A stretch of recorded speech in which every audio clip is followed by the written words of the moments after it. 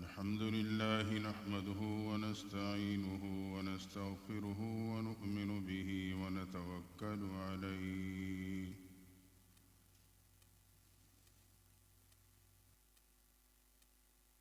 ونعوذ بالله من شرور أنفسنا ومن سيئات أعمالنا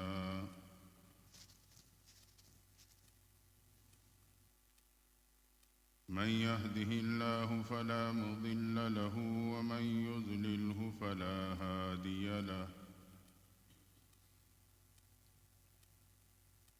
ونشهد أن لا إله إلا الله وحده لا شريك له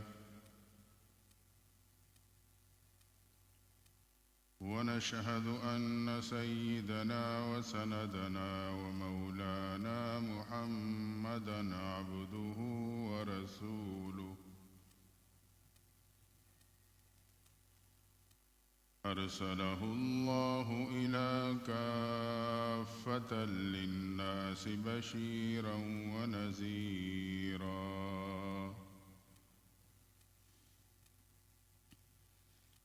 وداعيا إلى الله بإذنه وسراجا منيرا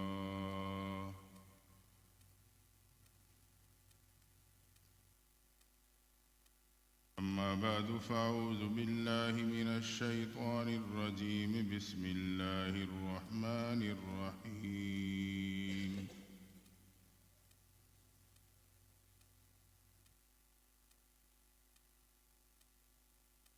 ما يلفظ من قول إلا لديه رقيب عتيد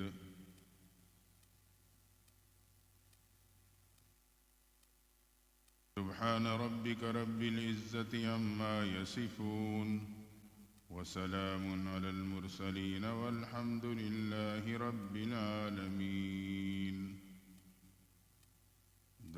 اللهم صل على سيدنا ومولانا محمد وعلى آل سيدنا ومولانا محمد وبارك وسلم وصل عليه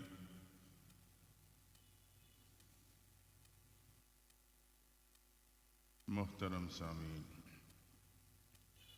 قرآن مجید کی ایک آیت کریمہ آپ کے سامنے تلاوت کی ہے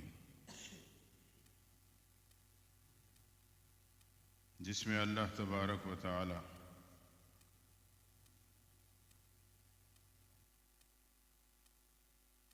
پریشانیوں سے نجات کا حل بتا رہے ہیں۔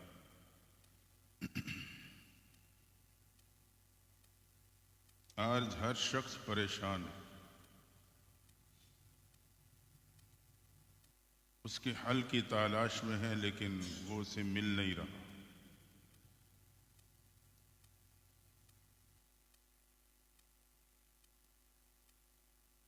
ہر بندے کے ذہن میں یہ سوال اٹھتا ہے کہ میرے پریشانیوں کا حل کیا ہے؟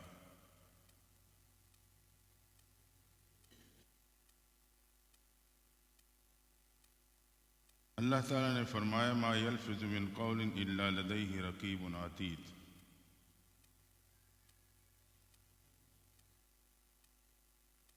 انسان زبان سے کوئی لفظ نہیں ادا کرتا مگر اللہ نے اس پہ نگران مقرر کر رکھے ہیں۔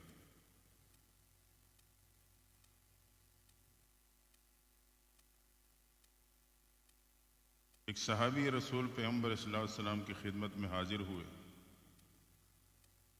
عرض کی اللہ کے نبی صلی اللہ علیہ وسلم من نجا، نجات کس چیز میں، پریشانیوں کا حل کس میں ہے؟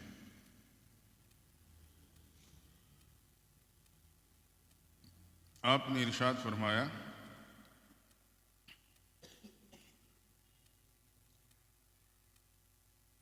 امسک لسانک، زبان کو قابو میں کرو۔ اگر تمہاری زبان تمہارے قابو میں آ گئی تو تمہاری ساری پریشانیاں حل ہو جائیں۔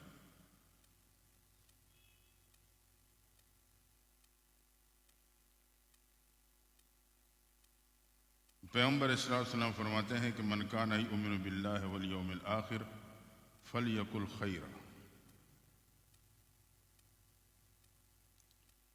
جو اللہ اور قیامت کے دن پہ ایمان رکھتا ہے اسے چاہیے کہ وہ بولے تو اچھا بولے ورنہ خاموش رہے۔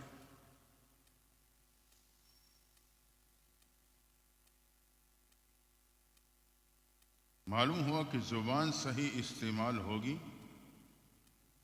حالات درست رہیں گے، زبان غلط استعمال ہونے لگے گی تو حالات بگڑ جائیں گے۔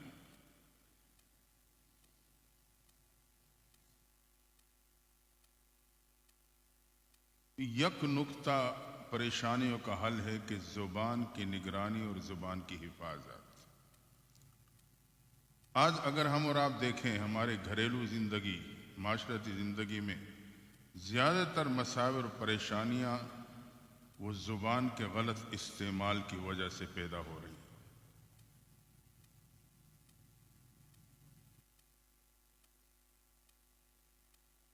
اللہ نے انسان کو مختلف اعضاء کا مجموعہ بنایا۔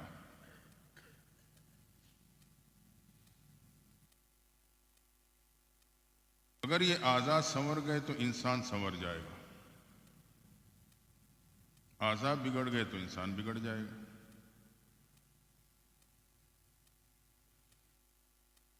اور ان اعضاء میں زبان اور دل سب سے زیادہ اہمیت رکھتے ہیں۔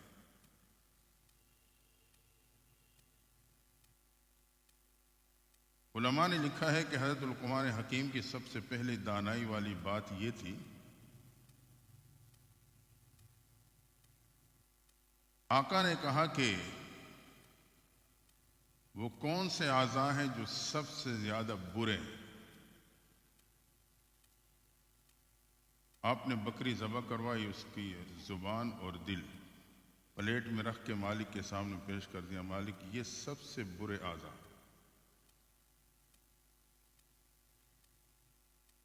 پھر کہا کہ وہ اعضاء پیش کرو جو سب سے اچھے اور بہتر ہیں۔ اگلے دن آپ نے پھر وہ زبان اور دل پیش کر دیا کہ یہی دو اعضاء جو سب سے بہتر ہیں۔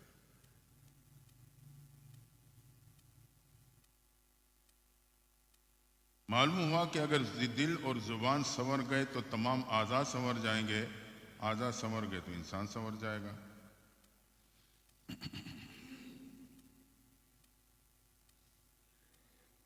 عربی مقولہ ہے کہ اللسان جرمہ صغیر و جرمہ کبیر۔ زبان جسامت میں چھوٹی ہے لیکن جرم میں بہت بڑی، اس کا زخم بہت بڑا ہے۔ حرکت دینے میں بالکل ہلکی پھلکی، آسان سی، چھوٹی سی،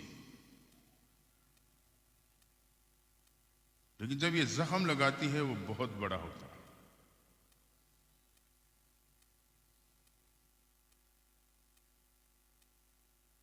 اللہ نے انسان کی زبان میں ایک طاقت رکھی۔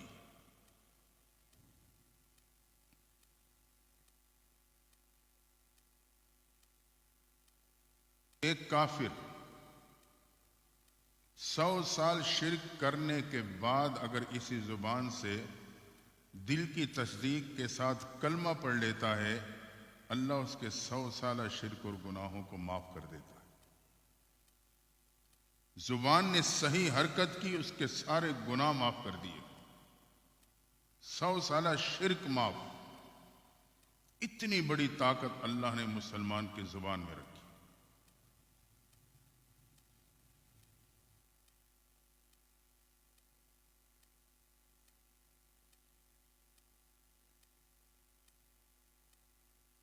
زبان کی ایک صحیح حرکت یہ ناراض رب کو راضی کر دیتی،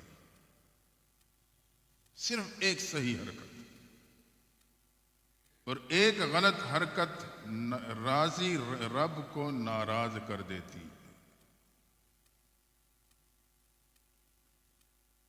اس لیے ہمیں زبان کے بارے میں بڑے محتاط رہنے کی ضرورت ہے، اس کی نگرانی کی ضرورت ہے۔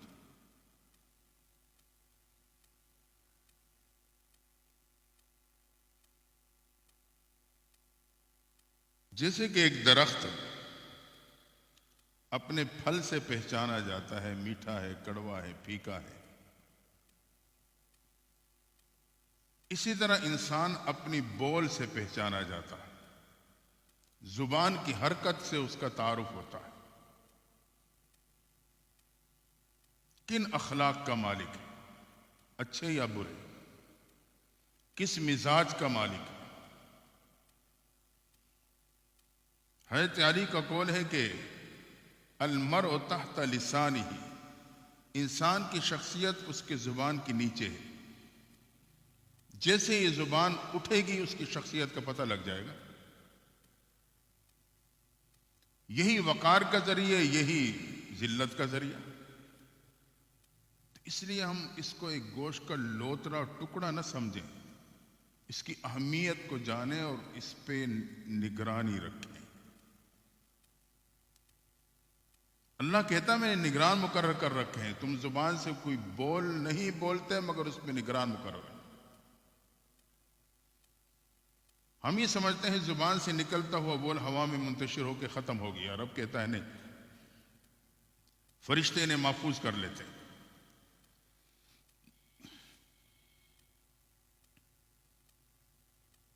اس لیے زبان کی اہمیت اتنی ہے کہ یہی میرے عزت کا ذریعہ ہے، یہی میرے رب کی ذلت کا ذریعہ ہے، یہی مصائب کا ذریعہ بنتی ہے، یہی راحت کا ذریعہ بنتی ہے۔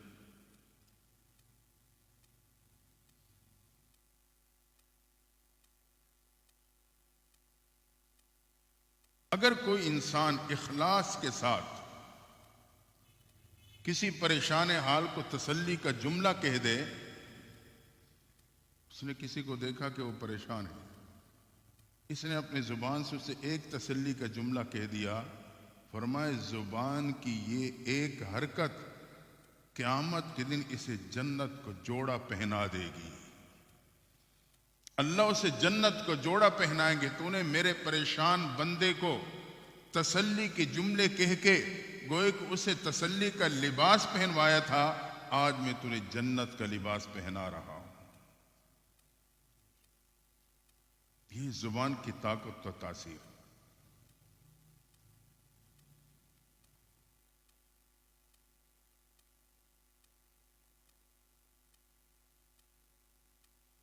قرآن کا ایک حرف اگر ہم اور آپ اس زبان سے ادا کرتے ہیں تو ایک کے بدلے میں 10 نیکیاں ملتی ہیں۔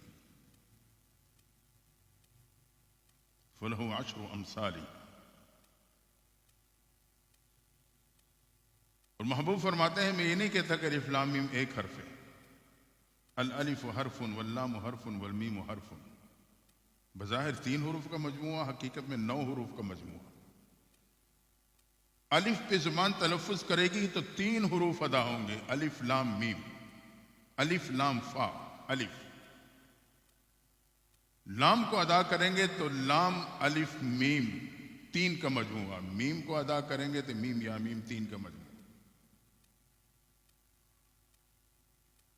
اگر اس زبان سے میں نے الف لام میم کہہ دیا تو یہ حقیقت میں 9 حروف ادا ہوئے، حرف حرف کی ادائیگی ایک بدلے اللہ 10 نیکیاں دیتا ہے۔ یہ بڑی کمائی کا ذریعہ ہے۔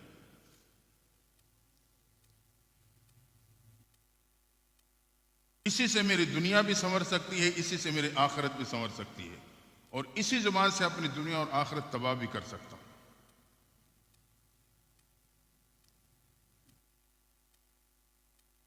ہم اس کی اہمیت کو جانیں، اس کی طاقت کو سمجھیں، اس کی تاثیر کو سمجھیں۔ پیغمبر صلی اللہ علیہ وسلم فرماتے ہیں جس نے ایک دفعہ زبان سے کہہ دیا سبحان اللہ، تملأ نصف المیزان، میزان کا آدھا پلڑا نیکیوں سے بھر دیا جائے گا، اور پھر کہہ دیا الحمدللہ، پورے میزان کے پلڑے کو نیکیوں سے بھر دیا جائے گا۔ قیامت کے دن کا میزان، داؤد علیہ السلام نے کہا نا اللہ دکھا دے، اللہ نے دکھایا تو اتنا بڑا کہ دیکھ کے بے ہوش ہو گئے، یہ میزان قائم ہوگا۔ اور یہ زبان اگر ایک دفعہ سبحان اللہ کہہ دے اور پھر الحمدللہ کہہ دیا تو اس وقت یہی ذہن میں بات آئی تھی اللہ اس کو کون بھر سکے گا؟ فرمایا جو ایک دفعہ سبحان اللہ اخلاص سے کہہ دے گا آدھا بھر دوں گا، الحمدللہ کہہ دے گا پورا میزان نیکیوں سے بھر دوں گا۔ یہ زبان کی طاقت ہے جو اتنے بڑے میزان کو دو کلموں کے ذریعے سے نیکیوں سے بھر کے رکھ دیتی. صرف زبان کی حرکت. ہم اس کی اہمیت کو جانیں، اس کی طاقت کو جانیں. آج ہم بے دریغ استعمال کرتے ہیں زبان کو، گھر میں، دکان پہ، دفتر میں، باہر. سوچ بھی نہیں آتی کہ یہ اتنی قیمتی چیز ہے، میں اس کو غلط استعمال کر رہا ہوں.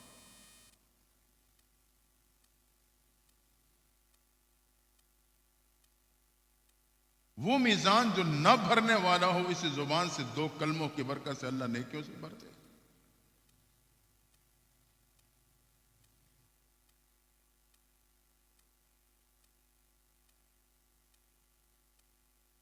آج ہمارا اور آپ کی حالت کیا ہے؟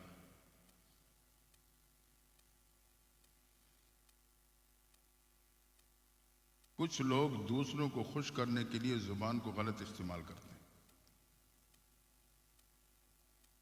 دوستوں کو خوش کرنے کے لیے، کہے لگوانے کے لیے، مجلس کو گرم کرنے کے لیے، دوسرے پہ طنز کریں گے، استہزاء کریں گے، مذاق اڑائیں گے. زبان سے ایسا جملہ کہیں گے کہ اس کی عزت نفس مجروح ہو جائے گی، مجمع میں کہا لگ جائے گا. طنزیہ کلمات زبان سے کہنا بہت آسان ہے، لیکن قیامت کے دن اسے ثابت کرنا بہت مشکل ہو جائے گا.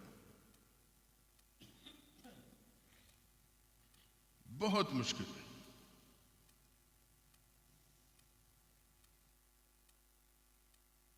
عیسیٰ علیہ السلام کے بارے میں آتا ہے، اللہ پوچھیں گے کیا تو نے قوم سے کہا تھا کہ مجھے خدا کا بیٹا بنا لو؟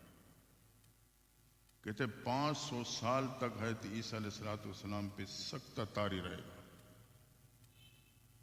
آپ کی جسم مبارک کے ہر بال کے ذریعے سے خون کا قطرہ نکلے گا، ایسی ہیبت ہوگی.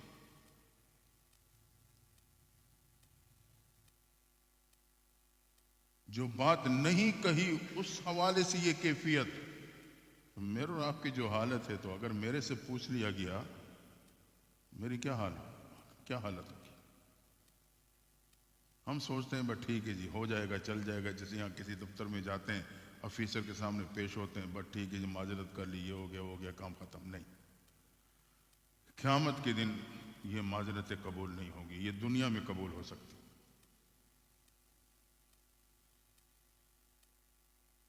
تو دنیا میں زبان سے طنزیہ کلمات کسی کے بارے میں کہنا بہت آسان ہے، لیکن قیامت کے دن اس کو ثابت کرنا بہت مشکل ہو جائے.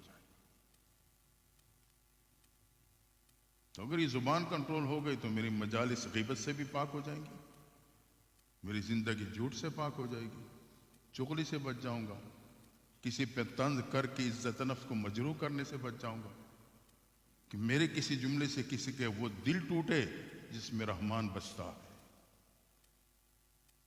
میں نے نہیں سوچا کہ میں اس زبان کو غلط استعمال کر کے رحمان کے رہنے والے گھر کو گرا رہا ہوں.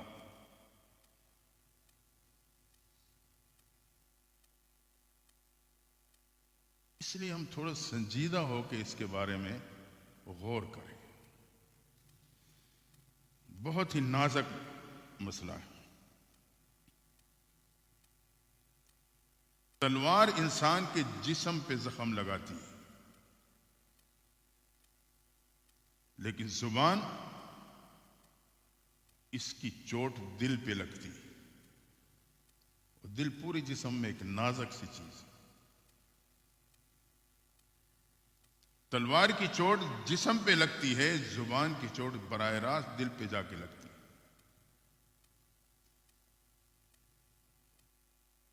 عرش الہی ہل جاتا.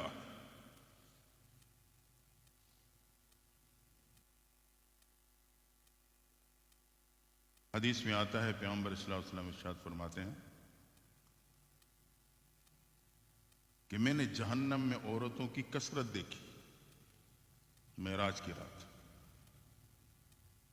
وجہ پوچھی گئی تو آپ نے فرمایا تکثرن اللانا، وتکفیر العشیر، زبان کو غلط استعمال کرنے کی وجہ سے جہنم میں عورتوں کی کثرت، لان تان زیادہ کرتی ہیں اور خاوند کی نافرمانی کرتی ہیں۔ آج اگر ہم اور آپ دیکھیں تو مرد بھی آپ کو پیچھے نہیں رہے عورت سے، زبان کے غلط استعمال میں مرد بھی عورت سے اب پیچھے نہیں۔ تو جہنم کی کثرت اس زبان کے غلط استعمال کی وجہ سے۔ یہاں تو ہماری ہلکی پھلکی سی چھوٹی سی زبان ہلتی ہے، لیکن حقیقت میں جہنم کے گڑھے میں گرا دیتی۔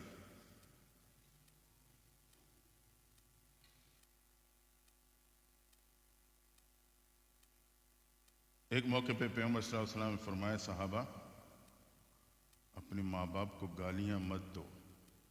صحابہ حیران، محبوب ماں باپ کو کون گالی دیتا ہے؟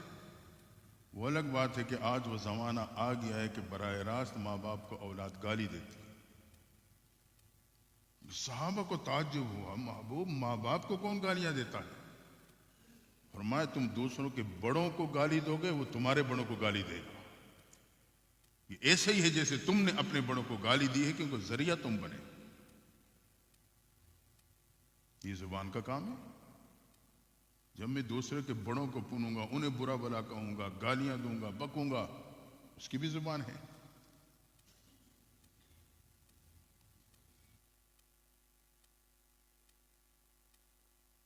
اسی زبان کے ذریعے سے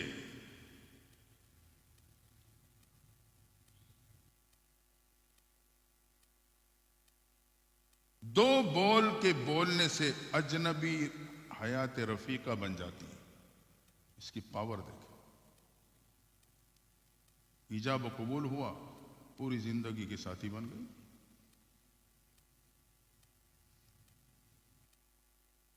پیار سے دیکھنا بھی ثواب، پیار سے بات کرنا بھی ثواب، محبت کے اظہار کرنا ثواب۔ اب جتنے میاں بیوی کے تعلقات پہ جتنے اثرات مرتب ہوں گے، یہ زبان کی برکت ہے۔ دو بول بولے، اجنبیت ہی حیات رفیقہ بن گئی۔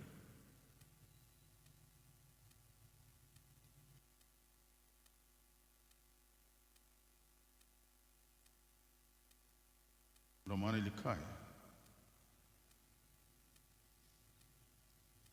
میاں بیوی جب غسل کرتے ہیں تو اللہ ہر بال کے بدلے میں نیکی لکھ دیتا ہے۔ ہر بال کے بدلے میں ایک نیکی ملتی۔ یہ کوئی عام سی باتیں نہیں ہیں۔ تو اسی زبان کی وجہ سے اجنبیہ حیات رفیقہ بنی، اور یہی زبان تین بول بولتی ہے، حیات رفیقہ کو اجنبی کر جاتی ہے۔ ہمیشہ کے لیے ایک دوسرے کے لیے غیر ہو گئے۔ جس کو دیکھنا ثواب تھا، اس کو دیکھنا حرام ہو گیا۔ اس پہ غور کریں، اس میں کتنی طاقت، کتنی تاثیر رب نے رکھی۔ یہ جس طرح جتنی بظاہر ہلکی پھلکی ہے، اتنی اس کے بول میں وزن ہے۔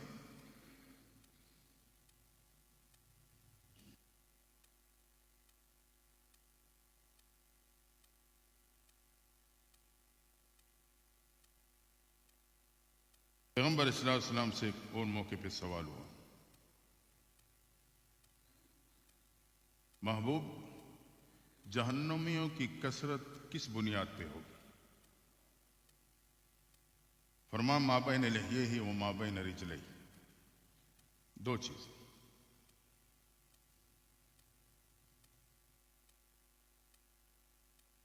اگر اس نے دو رانوں کے درمیان اور دو جبڑوں کے درمیان والے اس گوشت کے ٹکڑے کی حفاظت نہ کی، اس کی حفاظت نہ کرنے کی وجہ سے جہنم کی کثرت ہے۔ ما بین لحیہ و ما بین رجلہ، شرمگاہ کی حفاظت اور زبان کی حفاظت، یہ جنت کا ذریعہ ہے۔ اور اس کو ہم نے اس کی نگرانی ختم کر دی، یہ جہنم میں گرا دی۔ محبوب کے واضح الفاظ ہیں۔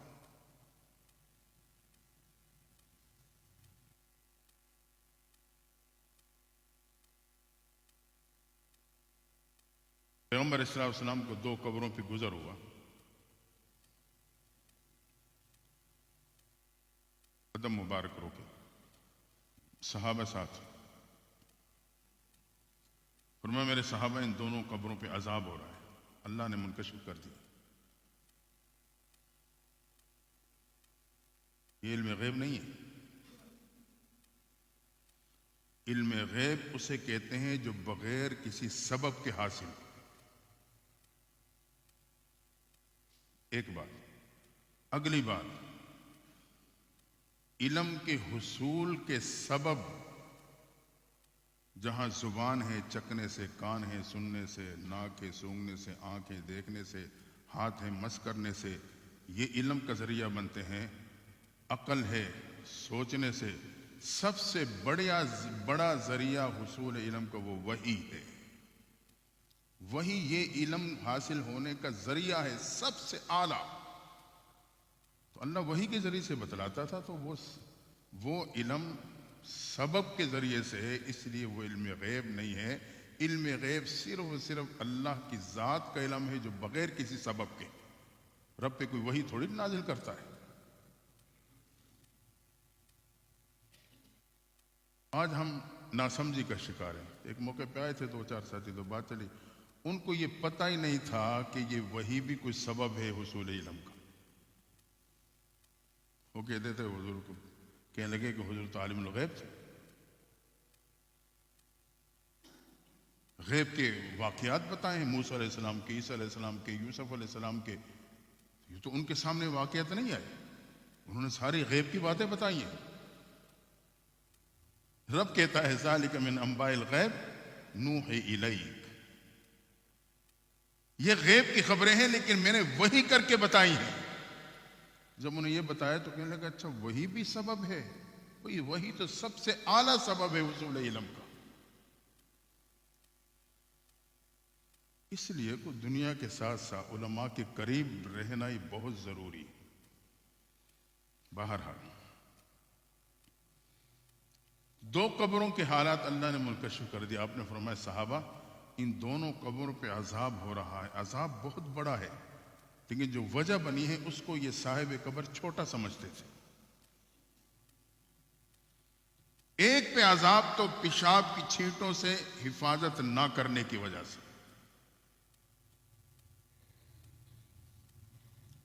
اور دوسرے پہ عذاب قبر اس کی چغلی کی وجہ سے ہے کہ وہ چغلی کیا کرتا تھا، اور چغلی زبان کا کام ہے۔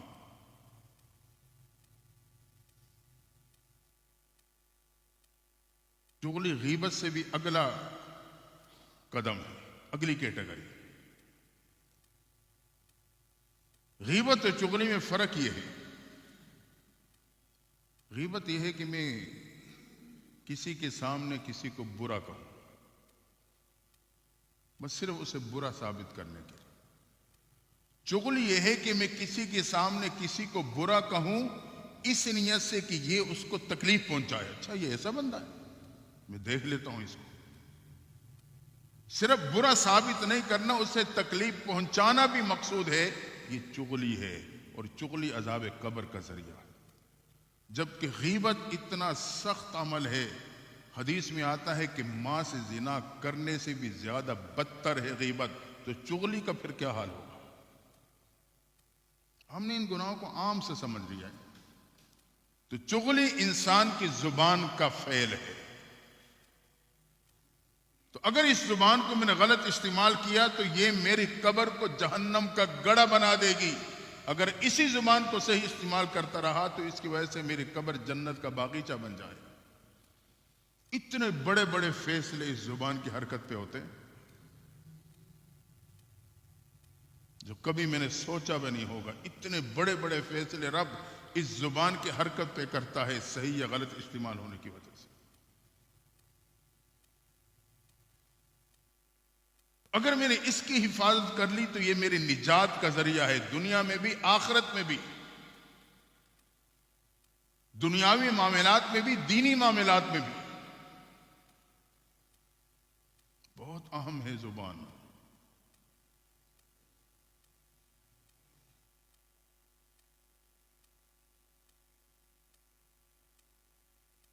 آج ہم زبان کو ایسے استعمال کرتے ہیں کہ بھائی بھائی کا خون چوس جاتا ہے اس زبان سے، پرواہ نہیں ہوتی۔ اس زبان سے ایک بھائی بھائی کا خون چوس لیتا ہے۔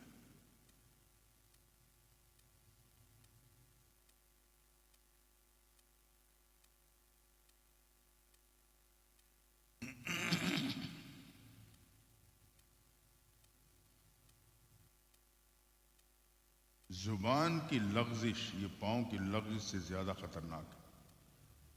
پاؤں پھسلا، انسان گر گیا تو یہ گرا ہوا اٹھ جائے گا، یہ کوئی اور اسے آ کے اٹھا دے گا۔ زبان پھسل گئی تو اس سے ادا ہونے والے کلمات واپس لوٹ کے نہیں آئیں گے، وہ واپس نہیں آتے۔ گرا ہوا انسان واپس اٹھ جاتا ہے، زبان کی لغزش واپس نہیں لوٹتی، وہ سیدھا جا کے دوسرے کے دل پہ چوٹ لگاتی ہے، قریب ہو یا دور۔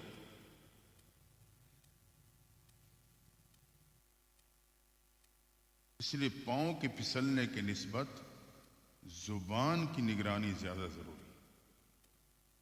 ڈاکٹر کہتے ہیں جو شوگر والے ہیں انہیں پاؤں کا بہت خیال کرنا چاہیے، لیکن زبان کا خیال اس سے بھی زیادہ اہم ہے۔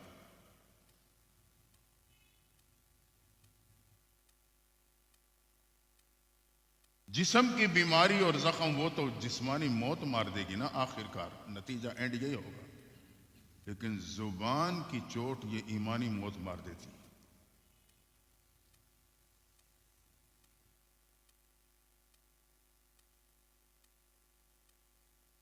عام طور پر گھروں میں غصے کے وقت خاوند کا ہاتھ اٹھتا ہے بیوی پہ۔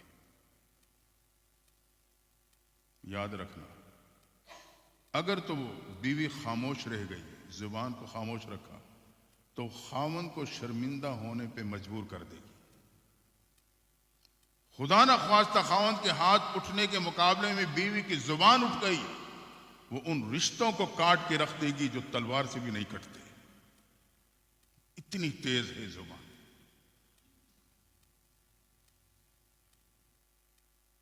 آج کا خاوند بے درگاہ ہاتھ اٹھاتا ہے، اسے پرواہ نہیں۔ اگر بیوی کی زبان چل گئی نا، وہ رشتے کٹ جائیں گے جو تلوار سے نہیں کٹتے۔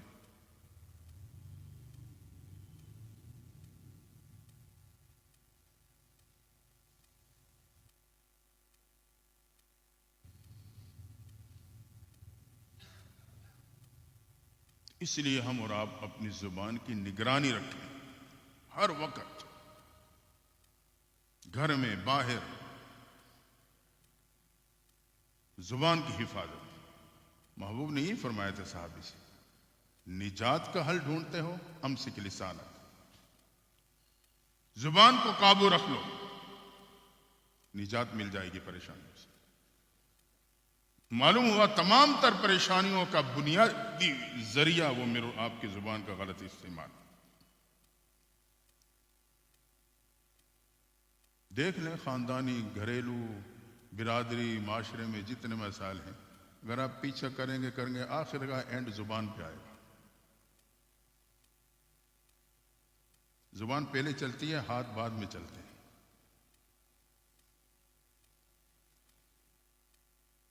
اور دوسری بات ہے کہ اس زبان سے کبھی بڑا بول نہ بولنا، رب کو پسند نہیں آتا۔ بڑا بول نہ بولنا۔ بعض لوگ غصے میں آ کے اپنے مال اور کاروبار کی گھمنڈ میں بڑا بول پڑتے ہیں۔ ایک شخص کے بارے میں آتا ہے کہ اس کی اتنی جائیداد و زمینیں تھی کہ اس پہ کئی اسٹیشن بنے ہوئے تھے، اس کے پمپ اتنے تھے کہ اسے پتہ ہی نہیں تھا، حساب کتاب کے کھاتے کا کوئی اسے اندازہ نہیں تھا۔ ایک دن چوک میں دوستوں کے ساتھ کھڑا ہے، بڑا بول گیا، رب کو ناپسند گزر گیا۔ وقت گزرتا گیا، کچھ عرصے میں اکیلا اسے کہیں دیہاتی علاقے میں جانا پڑا۔ 100 کام پیش آ سکتے ہیں انسان، اللہ کی شان ہوئی سے موت آ گئی. موت کی تو نہ جگہ مقرر ہے نہ وقت. وہ وقت مقرر ہے، جگہ بھی مقرر ہے، آ جاتی ہے جو ہوگی. اب رب کی قدرت دیکھو، وہ اسے کوئی نہیں جانتا. لوگوں نے لاوارث سمجھ کے اس کے غسل و کفن کا انتظام کرنا چاہا تو غریب لوگ تھے. اب کفن کا انتظام کرنا بھی لاوارث لاش ہے.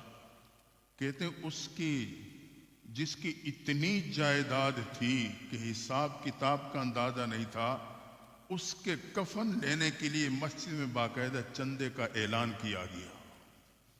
ایک لاوارث لاش ہے، اس کے کفن کے لیے چندہ لیا. اللہ اکبر. اس تو رب بڑا بے نیاز ہے. کبھی بڑا بولنا گھمنڈ میں آ کے، غصے میں آ کے. ہم آسانی سے کہتے ہیں کر لے، کیا کر لے گا، یہ ہے وہ ہے فلاں، پتہ نہیں کیا کچھ کہہ دیتے. رب غضب میں آ گیا تو رب وہ کرے گا جو میں اور آپ سوچ بھی نہیں سکیں. تو زبان کی نگرانی رکھیں.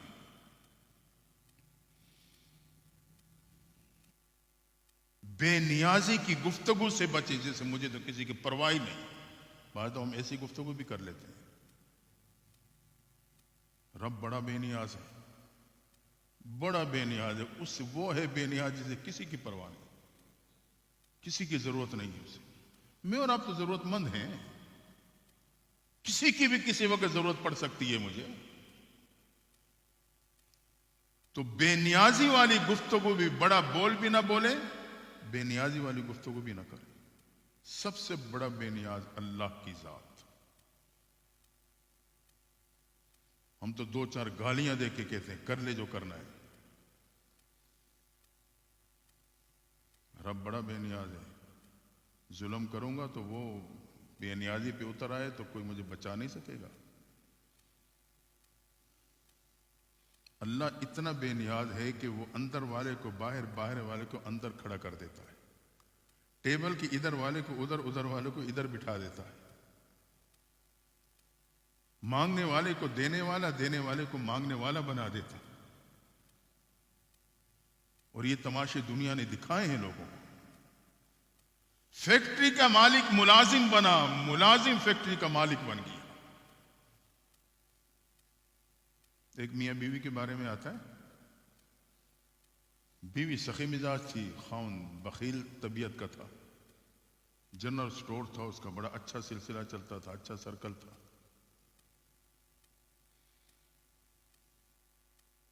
دروازے پہ اگر کوئی فقیر مانگنے آتا تو بیوی کی کوشش ہوتی اسے کچھ نہ کچھ دوں، اللہ کے نام پہ مانگ رہا ہے. خاوند کی طبیعت خراب ہو جاتی، وہ روکتا تھا کہ مانگنے آئے کچھ نہیں دینا. ایک دن کسی کام پہ تھوڑا سا سفر پہ جانے لگا تو بیوی سے کہہ کے گیا اگر دروازے پہ کوئی فقیر آئے تو کچھ نہیں دینا. اللہ کی شان، اس کے آنے کا وقت قریب تھا کہ فقیر دروازے پہ آ گیا. اللہ کے نام پہ روٹی دے دو. اب بیوی کا مزاج ایسا تھا، اسے نہ رہا گیا، کچن میں جو روٹی پڑی تھی اسے دے دی. فقیر کو اتنا بیچارہ بھوکا تھا کہ وہیں باہر بیٹھ کے کھانے لگا. تو اسے کچھ وقت لگا، اتنے میں وہ خاوند آ گیا. اس نے دیکھا فقیر میرے دروازے پہ بیٹھ کے روٹی کھا رہا ہے، بیوی نے دی ہوگی. غصے میں گھر میں داخل ہوا. بیوی سے کہنا میں نے روکا نہیں تھا تجھے، پھر بھی تو نے اسے روٹی دے دی. 2 لگائی. باہر نکلا فقیر کے 4 لگا دی. کہا آئندہ میرے دروازے پہ مانگنے نہ آنا. وہ تو بیچارہ روٹی کیا کھانی تھی، 4 تھپڑ کھا کے چلا گیا. جب اس خاوند نے فقیر کے جا کے لگائی تو بیوی پریشان ہو گئی. اللہ میرے خاوند کو بے نیازی کی نظر سے بچا لینا. لیکن وہ اسی لمحے اللہ کے بے نیازی کی نظر کا شکار ہو چکا تھا. اس لیے اللہ کی بے نیازی کی نظر سے پناہ مانگے، رحمت کی نظر چاہے. اب جب اس پہ اللہ کی بے نیازی کی نظر پڑی کہ تو کیا بے نیاز ہوگا، تجھے ثواب کی ضرورت نہیں، نیکی کی ضرورت نہیں. اب اس کا جو کاروباری سرکل تھا نا، اس میں کمی آنے لگی. ضروریات وہی ہیں، آمدن کم ہونے لگی. آج کل بھی کسی کے ساتھ ہو جائے نا اس طرح مسئلہ تو اسے اپنا کچھ نظر نہیں آتا، کہتے جی کسی نے بندش کر دی ہے، کسی نے کچھ دبا دیا ہے، بڑا اچھا سلسلہ چلتا تھا، آمدنی ختم ہو گئی۔ ایسے حالات ہیں تو اپنی زندگی پہ نظر ڈالیں کہ رب کی بے نیازی کی نظر تو نہیں پڑ گئی میرے کسی عمل کی وجہ سے۔ وہ ذات بے نیاز بھی ہے اور بڑا کریم بھی ہے، اسی در کے پہ جھک کے رو کے رب سے مانگ لیں گے، اللہ معاف کر دے۔ اب کاروبار میں کمی آنے لگی، بندش آنے لگی، یہ پریشان ہونے لگا کہ آمدنی کم ہو گئی ہے، خرچہ وہیں کا وہیں ہے، گھر کا کرایہ ہے، راشن کا معاملہ ہے، بل ہیں۔ شام کو فارغ ہو کے یہ دوستوں کے ساتھ کسی چوک میں بیٹھتا تھا، آج کل ہمارے اور آپ کے مزاج بھی ہے نا، فضول باتوں کے لیے ہمارے پاس بہت وقت ہے، بہت۔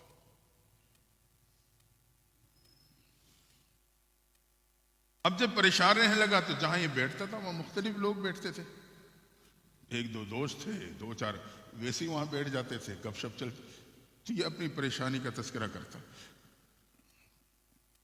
ایک رات، دو رات، تین رات۔ ایک بات یاد رکھنا، اپنی ہر پریشانی ہر بندے کے سامنے مت بیان کیا کرو، اس کے ہاں بیان کرو جو آپ کو کوئی اچھی رائے دے سکے، اچھی رائے نہیں تو کم از کم آپ کو وہاں سے دعائیں مل سکیں۔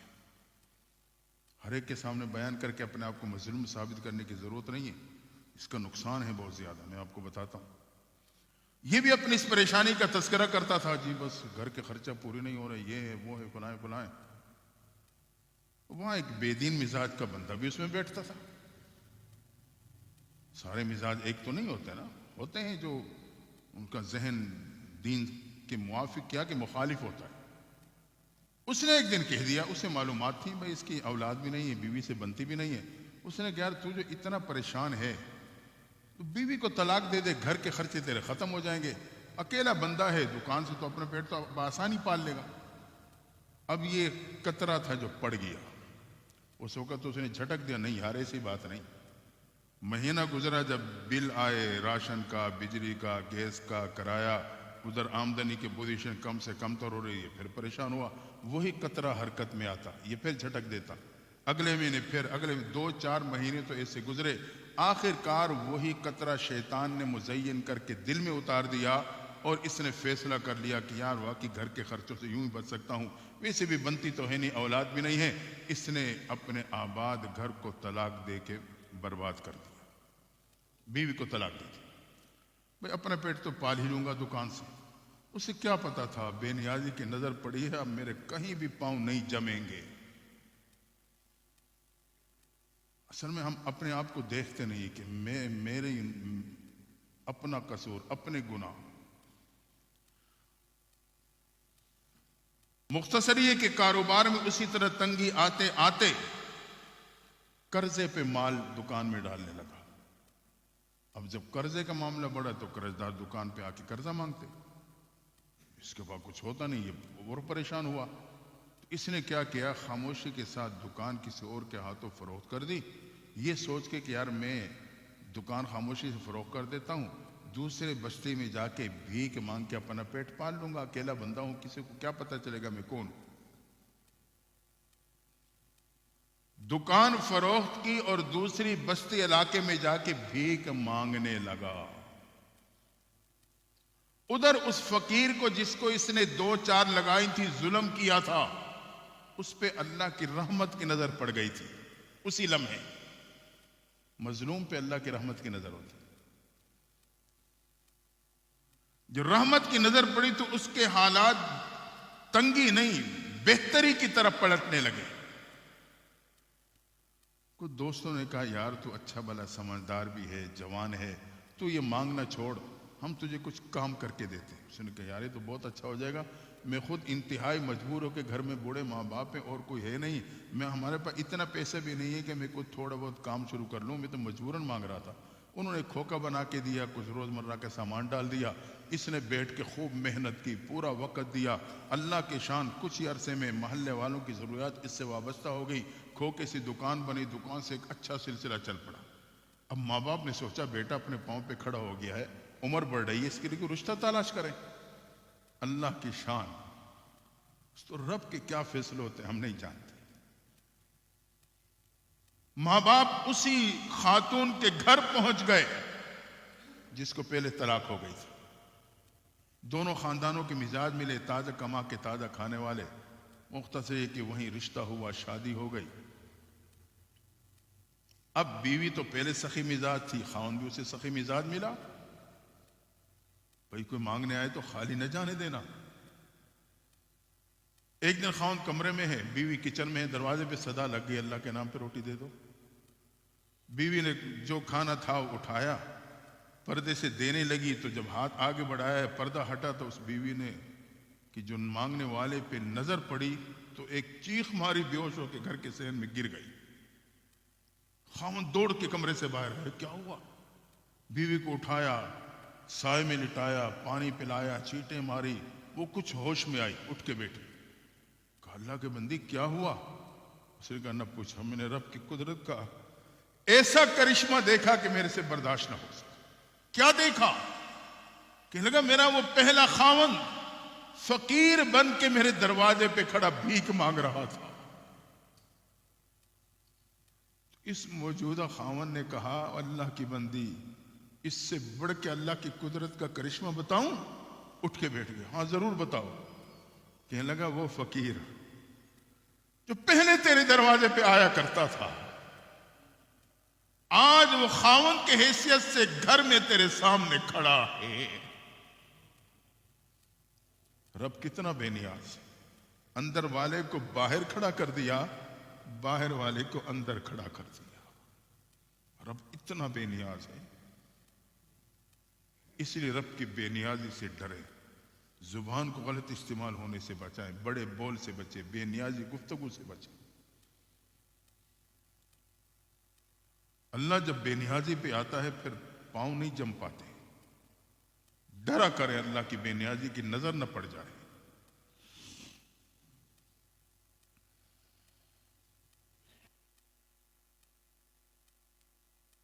اس زبان کو صحیح استعمال کرنے کی کوشش کریں اور رب کا شکر ادا کیا کریں اسی زبان سے۔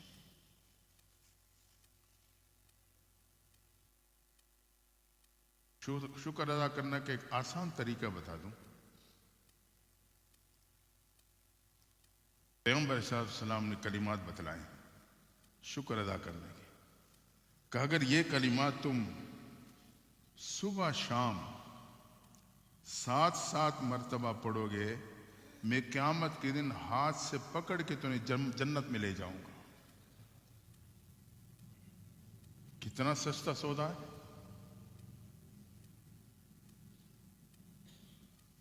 اب میں بتاؤں گا، بعد میں 10 بندے آ جائیں گے، جی وہ ہمیں لکھ کے دے دو۔ بھائی تم ذہن میں رکھو،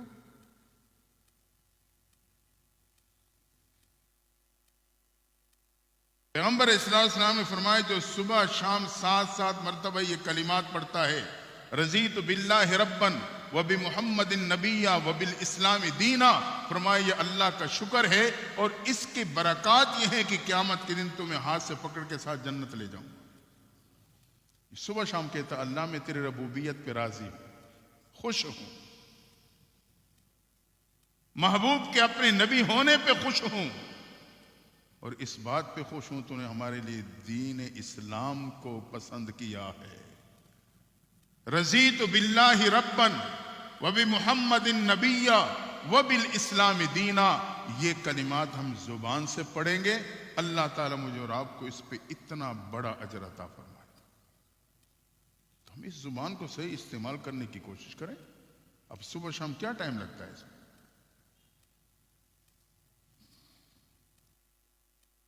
اور اگر ہم چاہتے ہیں کہ آج کا ہر شخص کہتا ہے جی میرے ہر کام اٹک کے رہ گئے ہیں، کسی نے کچھ کر دیا ہے، کوئی حساب کتاب کر دو۔ دیکھیں میں بارہا کہہ چکا ہوں کہ مجھے حساب کتاب نہیں آتا، پھر بھی ساتھی آ جاتے ہیں، پھر انہیں واپس بھیجنا پڑتا ہے، مجھے واقعی نہیں آتا۔ کون سی کتاب ہے جو میں کھولوں اور آپ کو بتاؤں کہ آپ کو کالا جین چمڑ گیا ہے، بھوت چمڑ گیا ہے؟ میرے پاس وہ کتاب ہی نہیں ہے۔ اللہ سے تعلق مضبوط بنائیں، وظائف کا اہتمام کریں۔ جو وظیفہ میرے محبوب نے بتلایا ہے، فرمایا اگر کام اٹک کے رہ گئے ہیں، فرمایا صبح شام 7 مرتبہ، بہت ہی آسان وظیفہ، حسبی اللہ لا الہ الا ہو علیہ توکلت وہو رب العرش العظیم۔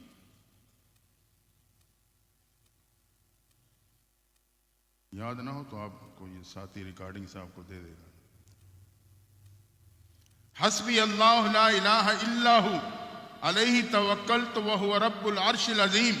فرمایا جو صبح شام 7 مرتبہ پڑھے گا، اللہ اس کے اٹکے ہوئے کام توڑ پہنچا دے۔ اور اگر میں پریشانیوں کے شکار ہوں، مصیبت میں گھیرا ہوا ہوں، اس کے لیے بھی میرے محبوب نے وظیفہ بتایا ہے، یہ زبان ہی پڑے گی، وہ بھی بالکل آسان، صبح شام کم از کم 7 دفعہ، کم از کم۔ وقت ہے تو 21 دفعہ پڑھ لیں، 41 دفعہ پڑھ لیں۔ وہ کیا ہے؟ محبوب فرماتے ہیں لا حول ولا قوت الا باللہ ولا ملجا ولا منجا من اللہ الا الیہ۔ لا حول ولا قوت الا باللہ ولا ملجا ولا منجا من اللہ الا الیہ۔ فرمایا جو صبح شام اسے پڑھے گا، اللہ ہر مصیبت سے نکال دے گا۔ ہم اور مصیبت میں پھنس جاتے ہیں، ادھر گئے، اس نے کہا کالا مرغا لے آؤ، اس نے کہا اتنی دیگے دے دو، پھر ہم پریشان ہوتے ہیں۔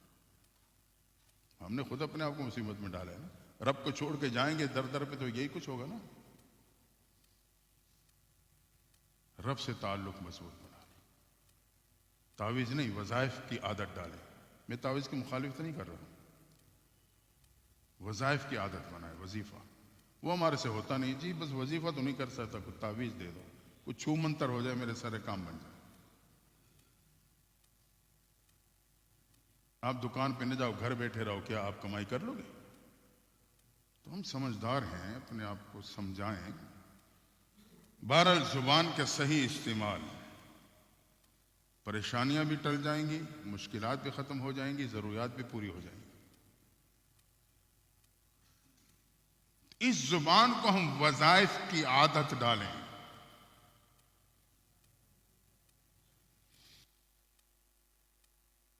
پیغمبر صلی اللہ علیہ وسلم فرماتے ہیں جو صبح شام 10 مرتبہ میرے پہ درود پڑے گا، کم از کم 10، اور چھوٹے درود صلی اللہ علیہ وسلم یہ مکمل درود ہے۔ اب اس میں کتنا ٹائم لگتا ہے؟ جو صبح شام میرے پہ 10 مرتبہ درود پڑے گا، وہ پڑھنا زبان نے، نہ میرا ہاتھ پڑھ سکتا ہے، نہ پاؤں پڑھ سکتے ہیں، نہ آنکھیں پڑھ سکتی ہیں۔ تو آپ نے فرمایا ادرکت ہو شفاعتی یوم القیامہ، وہ قیامت کے دن میری شفاعت کو پالے گا۔ کتنے سستے سودے ہیں۔ میرے محبوب نے زبان کو صحیح استعمال کرنے پہ کتنے فوائد بتلا دیے ہیں۔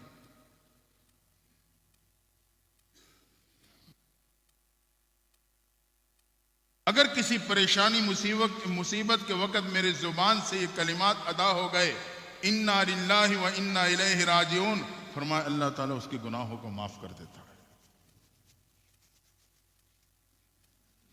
لیکن آج میرے نوجوان کی گفتگو ان کلمات سے خالی ہے، گالیوں سے بھری ہوئی ہے۔ ہم سب اس میں شامل ہیں، غیبت، چغلی، جھوٹ، گالیاں۔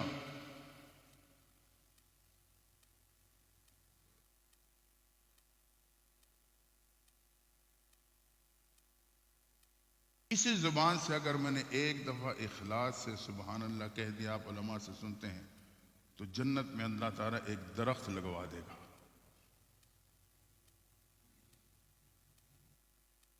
دیکھیں یہاں دنیا میں رہتے ہوئے جنت میں اپنا باغ لگوا سکتا ہوں۔ جنت کا باغ تو پھر اپنی قیمت رکھتا ہے نا۔ دنیا میں ہم کاروبار کرتے ہیں، پیسہ وہاں لگا، کامیاب تاجر وہی ہوتا ہے وہ وہاں جو ایسی جگہ پہ پیسہ لگائے جہاں ریٹرن زیادہ ہو، نفع زیادہ ہو۔ تو تو مسلمان کی شان یہ ہے یہ ایسی جگہ پہ اپنا وقت لگائے جہاں ریٹرن زیادہ ہو. اب سبحان اللہ کہنے میں کتنا وقت لگتا ہے؟ جنت میں درخت لگ جائے گا. روزانہ اگر ایک تسبیح سبحان اللہ والحمدللہ ولا الہ الا اللہ واللہ اکبر ولا حول ولا قوت الا باللہ اس کلمے کی اگر ایک تسبیح کروں گا تو اندازہ لگائیں میزان بھی نیکیوں سے بھر جائے گا اور جنت میں میرا آپ کا باغ لگ جائے گا. نفع مند تجارت. لوگ زمین پہ رہ کے چاند پہ زمینیں خرید رہے ہیں. ہم زمین پہ رہ کے جنت میں زمینیں اور پلاٹ خرید سکتے ہیں, باغ بھی لگوا سکتے ہیں اس میں.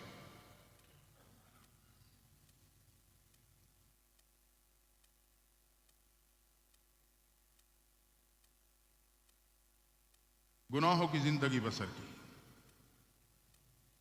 احساس ہوا, رب کے در پہ جھک کے نادم ہوا اور میں نے کہا اللہم اغفر لی, اللہ مجھے معاف کر دے. حدیث میں آتا ہے جب بندہ کہتا ہے نا اللہم اغفر لی, اللہ مجھے معاف کر دے, اللہ فرشتوں کو آواز دیتے ہیں یا ملائکتی, فرشتے دوڑ کے حاضر رب حکم. اللہ کہتا ہے استحییت من عبدی, مجھے اپنے اس بندے سے حیا آ رہی ہے, میرے در پہ جھکا اور کہہ رہا ہے مجھے معاف کر دے. فرشتے کہتے ہیں اللہ اسے تو آپ سے حیا نہ آئی, آپ کا کھاتا آپ کا پیتا آپ کی نعمتیں استعمال کرتا تھا اور نافرمانی میں پڑا رہا, اب پریشان ہوا تو آپ کے در پہ جھکا. رب کہے گا ہاں میرے فرشتوں لیس لہ غیری, میں نے اس کے لیے کوئی اور در ہی نہیں بنایا, جہاں جا کے گناہوں پہ توبہ کر لے, تم گواہ ہو جانا میں نے اس کے تمام گناہوں کو معاف کر دیا ہے. زبان کی صحیح حرکت رب کو منا لیتی. ایک معصوم بچے کی زبان توتلی سی زبان سے روٹی ہوئی ماں مان جاتی ہے, تو مسلمان کی جب زبان رب کو اس انداز سے پکارے تو رب بھی مان جاتا. بہرحال اللہ تعالیٰ فرماتے ہیں ما یلفظ من قول الا لدیہ رقیب عتید, تم اپنی زبان سے کوئی الفاظ نہیں ادا کرتے مگر اللہ نے اس پہ نگران مقرر کیے ہوئے ہیں. تمہارے ادا کردے الفاظ اچھے یا برے اس کو محفوظ کیا جا رہا. تو آج ایک بات پلے باندھ کے جائیں کہ آج کے بعد میں اپنی زبان کی نگرانی کرنی ہے, اس کو قابو میں رکھا. استعمال کریں تو صحیح رخ پہ استعمال کرنے, ورنہ خاموش رہیں. پیغمبر علیہ السلام نے یہ فرمایا نا, جو اللہ اور قیامت کے دن پہ ایمان رکھتا ہے بولے تو اچھا بولے ورنہ خاموش رہے. من کان یؤمن باللہ والیوم الآخر فلیقل خیرا, بولے تو اچھا بولے ورنہ خاموش رہے. بہرحال دعا ہے اللہ تعالی ہم سب کو سچی پکی توبہ نصیب فرمائے, عملی زندگی نصیب فرما دے. وآخر دعوانا الحمدللہ رب العالمین. ہاں کل انشاءاللہ حسب معمول ہمارے آپ کے خانقاہ کی ماہانہ مجلس ذکر ہوگی. ہر مہینے میں ذکر ہوتی ہے نا, ہر مہینے کے پہلے ہفتے کے دن مغرب کی نماز پہ. تو کل کا جو ہفتہ ہے یہ جنوری کا پہلا ہفتہ ہے. کل انشاءاللہ مغرب کو ماہانہ میں ذکر ہوگی. تمام ساتھی اپنے تعلق والوں کی اطلاع بھی کریں اور شرکت کی کوشش کریں. سنتیں ادا